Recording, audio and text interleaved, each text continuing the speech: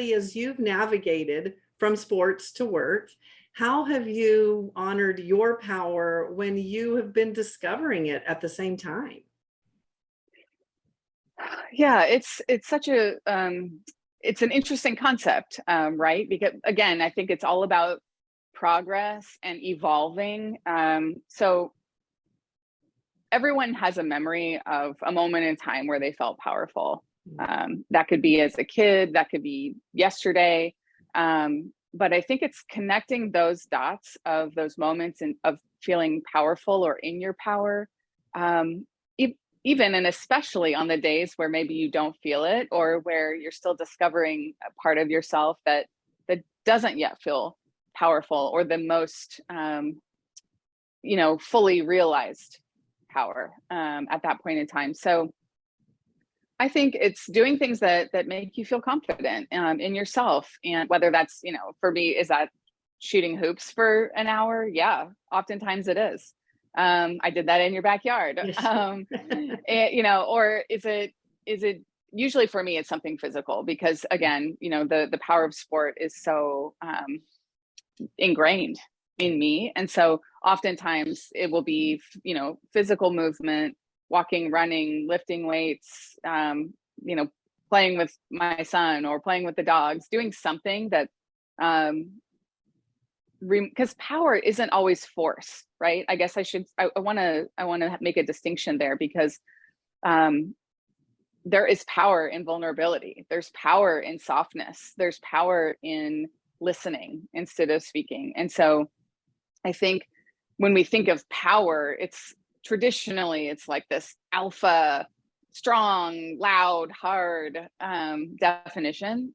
But for me, if it's not some sort of physical movement, there's power in reflection. There's power in taking a minute to think. And I feel powerful when I have that thinking time and can have maybe a realization or a revelation about myself to then take it, just to the next step. I live with a continuous improvement mindset, for better or worse. And so I'm always looking for ways to be better, to grow, to be the next version, of myself, to apologize if I'm not, and there's power in that. So I think it's almost like a constant checks and balances of, how power is defined for me in this moment, and then what would help me access that power, and then doing that.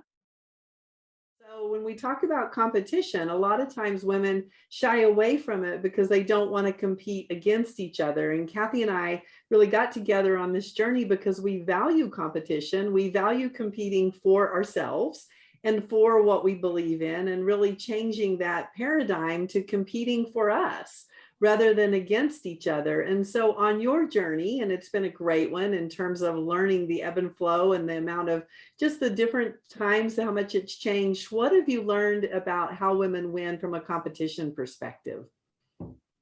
Interesting. I am super competitive too. And actually right now, pickleball is my game. And so I am a former athlete. I think most former athletes have a competitive nature in there. So I want this organization to win. For me, winning is being my best self every day and improving that every day. So a growth mindset is how I compete with myself and every day in the universe. I feel like we have unlimited possibilities, but you got to always be learning and growing. I feel like I'm not reading enough, listening to enough podcasts, and so there's a pace to it. I think the message on competing with each other we have to continue to evolve that. Number one, it used to be women thought that there wasn't enough seats at the table, and there wasn't. And now we need to say it's an abundant universe. I'm not going to take Kathy's role. You're not going to take my, and the more we can help each other as women, the better. And so I don't think we're ever competing with anyone else, male or female. Actually, I think we all have a place in the universe, and our journey takes effort and intention and resiliency. And so it's not so much competing with another person. I tell women that all the time. We've gotten to where women that are in searches together will share information, which is great, because you're going to get the job that's meant for you on your journey at the right time. I do believe that. Now, there's sometimes, even if, and so Kathy, I mean, thank God, in my opinion, I'm glad that you are not an athletic director. So that was your goal at one point, and your life unfolded in a different way, but you're in the role you're supposed to be in. And so that mindset is part of it. So Carla, it's an interesting question on how we compete with ourselves and each other. I mean, I am a competitive person, so I compete. We compete for each other. And so I think pushing each other to be our best selves is a true gift. And as you're talking about leadership, let's talk about just winning strategies that you've discovered as a woman leading. What words of wisdom would you give to other women that are really wanting to be, first of all, develop themselves, to lead themselves, and then to find really what you said so well is that you understand that you love creating, you love scaling. Take us through how other women can learn from that experience to really anchor in their strengths as well. A couple of things that stuck out for me. One is truly this idea of you got to have a strong anchor and take input and gut check it, because trust your gut. That's both for motherhood. I have two kids, as well as how you navigate your professional world. Especially over the last, I would say, 20 years, I've probably gotten a lot of well-intentioned feedback, advice, mentorship. Most of them solicited, some of them unsolicited. I've not been perfect, but I've learned along the way and have always been a very curious person. So I do love taking that input. One step you cannot miss is to gut check it. Does this sound right to you? And if it doesn't, you don't have to take it. No matter how much you respect the person, the context is different when you are you and they're observing you from outside. And I think that's an important one, because oftentimes you can get lost in just a myriad of things coming at you. And that's a really important anchor to have. Why has it taken us so long? And why are we still in the process of not realizing the not only cultural benefit, but the fiscal benefit of diversity and inclusion? That's a $1 million question. And I think the answer is fear. And fear of so many things: fear of losing something, fear of being uncomfortable, fear of having to confront what it feels like to admit that maybe we could be better, do better, and then what it may cost us. And well, what if it doesn't work? What if I lose business? There are so many reasons that people shift to, which are legitimate concerns for them, but they're not willing to look beyond that at the benefits, and so one of the parts of doing DEI work, is to talk about the business case, right? That's certainly a part of it. There's is it the right thing to do? Is it the business case? Well, often it's both. And sometimes to get people to move, you need to lead with that, because in explaining this, it really can, doing the right thing isn't enough to get you to move. Here are the benefits. And this is, research from the Harvard Business Review, from McKinsey and others. And so it's real. This is real. And the reality of our world today is, especially given the pandemic, things have changed. People's values have changed, what they're willing to put up with, so to speak, from a societal and social perspective has changed. And we also have a new generation coming up that is not okay with the status quo. and isn't afraid to take risk and move around and go where they feel valued and where they feel people are doing the right thing and care about people and causes as much as they do their bottom lines. Well, and Nona, what's fascinating about the work that you're now doing is that you have always been on a journey of giving back, and here's what I've got. How can I be a change agent with it? As we talk about our journey as women, what are you seeing as the differences of the societal change that we want, as well as the change that we want women to step into and to really own their power? Well, what I'm seeing is that more and more women are stepping into that, and I'm so happy to see that. It was, I mean, I certainly come from a time, or was born during a time where we talk about generational shift. There was a generational shift then where women weren't as, prevalent in the workplace, and certainly not as predominant. And I've seen that shift, certainly with more women not just being in the workplace, but preparing themselves for and demanding opportunities to move up in their career and being willing to move on when those opportunities don't exist. And so what I have seen is, thanks to all of the, the things that you're doing and the way that we support each other, and we talk about these opportunities and empowering ourselves and each other, and hopefully pulling each other up. I have seen more women be willing to take the risk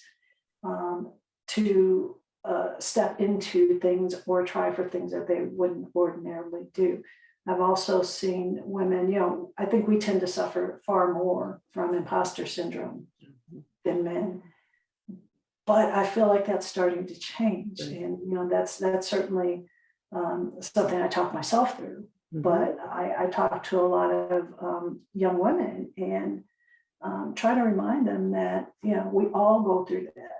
Everyone does, for women, sometimes it's a little bit more difficult because of the messages we've received over our lives. And so it's difficult to reverse that. So, my message is you belong wherever you want to be. And even if you're, don't let fear stop you. And if you're dealing with imposter syndrome, act as if, to get you there.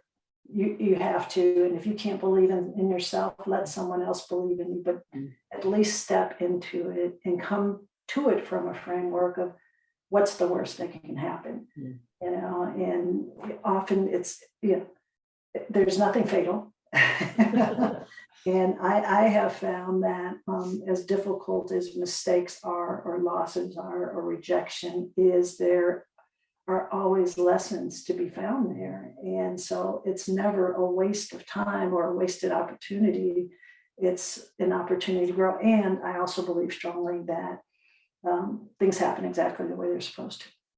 And so if it's meant to be, it will be. And if you don't get something that you're going for right in that minute, it's because it's not meant for you then. It's not because there's anything wrong with you. So we as women, I think, need to stop taking things, I hate to say personally, but kind of personally, right? Where we feel responsible for, for things that aren't necessarily our fault. And I think we need to remember that if we prepare ourselves and we show up and we do our best and things don't go as we plan, that doesn't necessarily mean that there's something wrong with us. There may be opportunities to improve and shift and change, but that's not a reflection on who we are as people and the value that we bring to the world and to business. Thing is, like, I've learned that I am valuable for who I am, not what I do. And how did you come? And was this experience something that taught you that? Because you stayed in that situation because of what you did, even though it wasn't you? Yes, because what I learned is that it wasn't personal. And it wasn't that because they didn't like me. It wasn't that my work wasn't good enough. It wasn't like, and that to me, like being an athlete, a former athlete, like you always think your performance is your end game. That's what makes you good. But it wasn't. They were dealing with things internally. They had things going on that I had no clue about. They had people getting fired and people getting hired, and it was just so many things. And so for me, learning that I was valuable for who I am, that nobody can take that away. Nobody can do that. Nobody can say like that you're not valuable, because I know, like, just showing up, we all are valuable. And that's how we were all created, to be valuable. Not because we, scored so many points, and we are not defined by the external. And that's very, very hard for an athlete. At least for me, it was very hard for me, because I was always validated by my external, by what I could do and how I could perform and what I could contribute. Will do. So take us on your journey through becoming your authentic self, owning it, and really owning your power of being, both a tall woman as well as a strong woman and a competitive woman. And I will say I was fortunate to have been born not caring what other people think of me. And so I think I've really been my authentic self all my life. I know in kindergarten, I got called bossy, and I thought, cool. Should I just ignore that? Which is not what I was supposed to. I was never good at doing what I was supposed to do. And in fact, the thing that inspires me the most in life is if someone tells me I can't do something, that is the thing I want to do. And so I will tell you my you can't do this, Harriet. I am not a natural athlete. The people who went to college with me will laugh when I say I was a 3-sport athlete, because they're like, well, you were, Harriet, but you were the one doing the crossword puzzle. We could always ask you for the answer to the crossword puzzle. You were just a nerd, but you were somehow tall enough to be here. When I was in high school, in 9th grade, I went out for the track team. I had no experience, and I did every event, and I was terrible at every event. I never came in last. So that was enough competitive of me. That's not terrible. Yeah, not terrible. I never came in last. But I found the high jump, and I loved high jump. And I could jump 4'4" by the end of that first season. And that is terrible, by the way. And I was terrible, but I loved it. And the coach said to me somewhere in the middle of my freshman season, Harriet, maybe you should look at another event. And I said, but I've looked at them all, and this is the only one I like, really. Like, this is the one I like the best. Okay, keep going. Anyway, we'll fast forward to my senior year when I won the state championship in New Hampshire, Class I. And I did have to go to my coach, Deb, and say, Deb, do you really think I should take up a different event? And she was like, oh, leave me alone. So I was really inspired by her telling me I wasn't good enough to go, I'm just going to work really hard. I'm the hardest worker. I'm going to do better. Similarly, at the end of my freshman year of college, I had made the basketball team as a walk-on by the skin of my teeth, and worked really hard. And at the end of the year, I had the meeting with my coach, fabulous woman. And she said to me, well, Harriet, you've done really well considering you have no talent, which was a very thoughtful and, honest appraisal.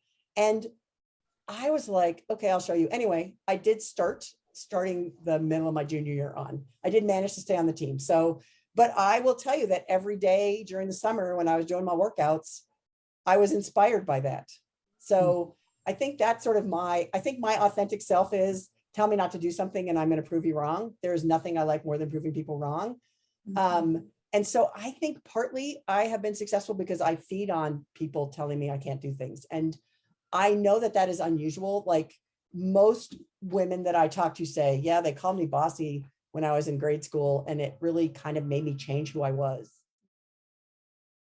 And so let's talk about economic independence, because I think that's so valuable for women, is that we are told we can do anything. Love your grandma's words of wisdom. Love that.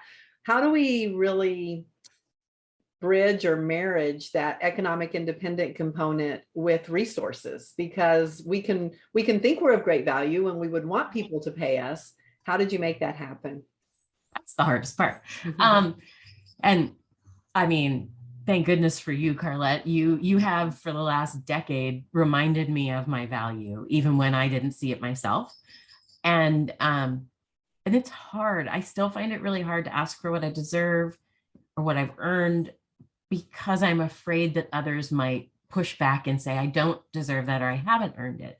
And it's scary because it's a very, very vulnerable place to be.